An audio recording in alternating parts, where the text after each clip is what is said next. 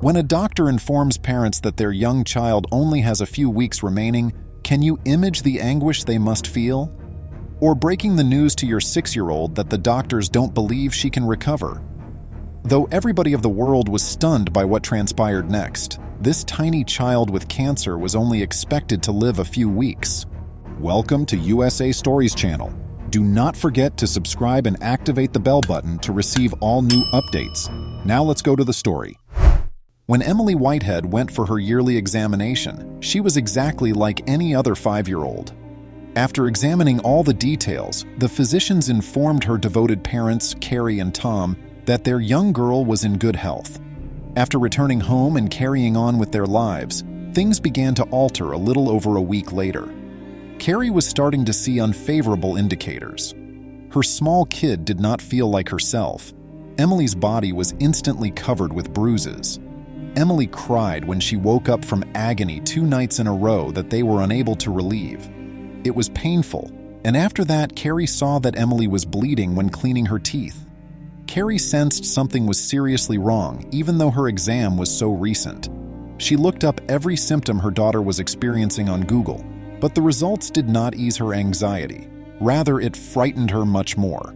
Emily had to see a doctor immediately. They conducted a few simple tests, and the outcomes were difficult to interpret.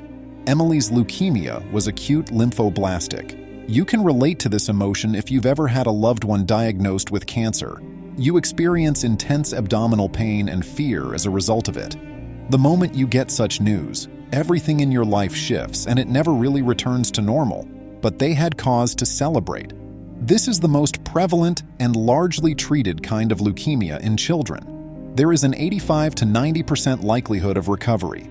But this was going to be a rather harsh course of therapy. Emily experienced extremely high fevers throughout the first several weeks of chemotherapy. She was ill and frail. They even had trouble treating an uncommon illness that she had. It was even discussed that they would amputate both of her legs, but happily that didn't happen. Tests conducted after many months of therapy revealed that she was in remission. The family sighed in relief, but it was short-lived. They soon discovered that there was a problem once more. Her energy was waning rapidly. She no longer had the same luster. Additional testing revealed that her cancer had returned, but this time it would not be easy to treat. Her odds of making a full recovery have now dropped to only 30%. The original diagnosis was not nearly as bad or depressing as this news.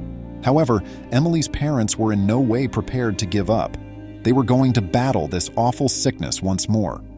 Tom recalled telling Emily, who was now 6 years old, that he would crawl to the North Pole in order to locate someone who could fix her. She would never fight this war by herself. A kid diagnosed with cancer has an even bigger impact on the entire family. However, the blows did not stop. She had to resume her treatment. The Whiteheads were informed by the specialists that a bone marrow transplant was Emily's best option, but her illness was worsening.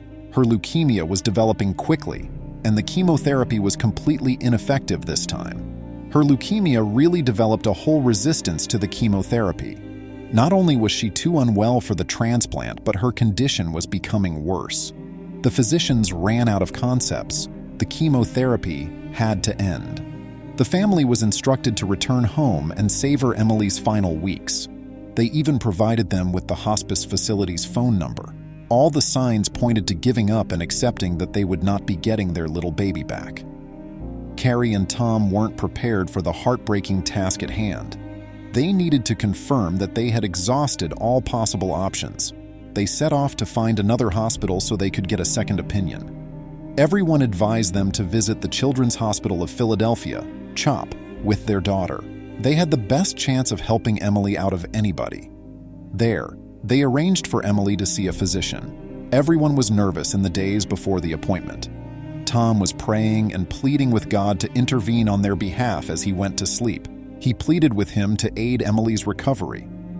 Then, in that split second between consciousness and unconsciousness, Tom witnessed Emily receiving care at CHOP and could see her improving. He was certain that Emily's healing was indicated when he awoke.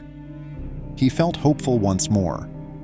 When they visited the hospital, they received even more positive news. Though the physicians all agreed that administering additional chemotherapy to Emily's delicate body was not an option, they did have another alternative that had recently become available: a clinical study in which CAR T-cell immunotherapy will be used in children for the first time. The patient's own immune cells are used in CAR T-cell immunotherapy.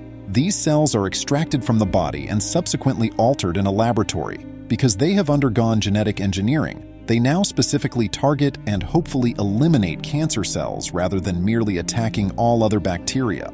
Although the therapy seemed very promising, they were cautioned that although it was state-of-the-art, it had not been tried or evaluated at all. Though they had no way of knowing what the therapy would affect to Emily's delicate tiny body, it was the optimism they needed. It was their only chance though, so it was worth the risks. If Emily was ever going to get a chance to mature, they had to give it a try. As if all of their fears had come true. It was a cruel treatment. At least initially, it made her much worse. She had to be placed on a ventilator and placed in a coma by the medical professionals. Throughout the entire journey, that was the most difficult period. One day, a department head came in to tell Carrie and Tom that there was only a 1 in 1,000 chance that Emily would still be alive in the morning. Watching over their daughter all night, they were attentive to every breath she took in case it was her last. It was utterly draining, and at times they had to question if allowing her to take part in the clinical experiment was the correct decision. Then Emily opened her eyes on her 6th birthday. Even though she had not survived the hurricane, she was still very much in danger. Even if she lived, it didn't imply her health was improving. They retested her bone marrow 8 days later to determine the extent of the leukemia's progression. Emily's test results revealed she had no cancer, which was startling. The family's dream of a miracle had come true. However, they had no way of predicting how long Emily would remain healthy because the technique was so new. It could just take a few weeks for the leukemia to return, or she might be well for years. They were unable to find out. They just understood that they wanted to support other families as well as make the most of their time together. Thus, they established a foundation in Emily's honor to collect funds for more CAR T-cell therapy research. They facilitated the connections between patients and clinical studies. The patients were able to celebrate life and share their experiences in these gatherings. After her recovery, Emily had to undergo testing on a regular basis, but she always made an effort to be upbeat and cherish each moment.